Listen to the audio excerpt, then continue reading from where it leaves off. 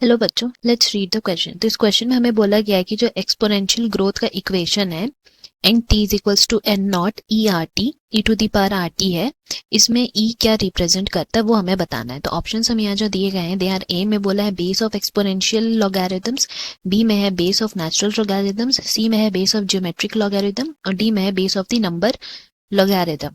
Now यहाँ पे हम अगर की कॉन्सेप्ट के बारे में बात करें then it will B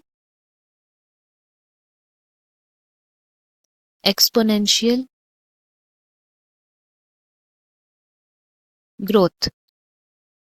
now अगर हम लोग एक्सपोनेंशियल ग्रोथ के बारे में बात करें देन हम लोगों को ये जानना है सबसे पहले कि रिसोर्सेज जितने भी अवेलेबल रहते हैं, रिसोर्स अवेलेबिलिटी के हिसाब से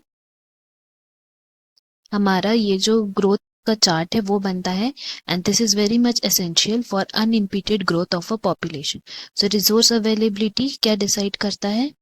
ग्रोथ ऑफ अ पॉपुलेशन। तो इसमें दो तरह से हमारा जो ग्रोथ चार्ट बनता है, एक है एक्सपोनेंशियल ग्रोथ और दूसरा है ज्योमेट्रिक फैशन में। ठीक है, दैट इज ज्योमेट्रिक ग्रोथ उसको बोलते हैं। सो अगर हम लोग यहाँ पे एक्सपोनेंशियल ग्रोथ की बारे में बात करेंगे देन इसमें क्या होता है कि in this case resources in particular habitat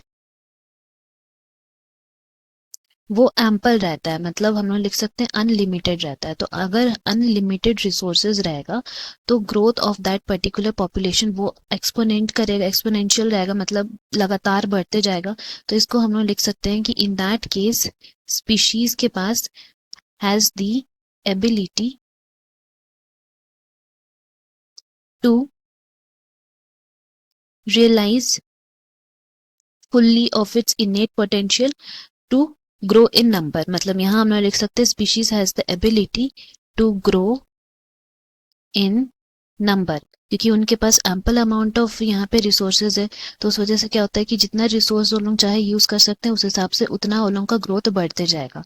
and यहाँ पे अगर हम लोग बात करें उसका जो इक्वेशन बनता है, तो इक्वेशन जैसे कि हम लोग को दिया हुआ है N T is equals to N naught E R T.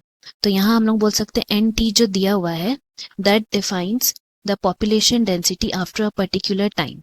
N naught जो है वो डिफाइन करता है पॉपुलेशन डेंसिटी टाइम जीरो, मतलब एकदम स्टार्टिंग में जो रहता है।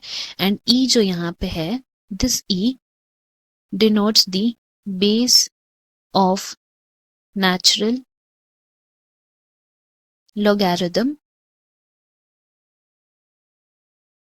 जिसका वैल्यू क्या रहता है? It's value is 2.71828। सो इसीलिए हम लोग बोल सकते हैं हमारा करेक्ट ऑप्शन कौन सा हो गया? Option B. Hope you have understood. Best of luck. Thank you.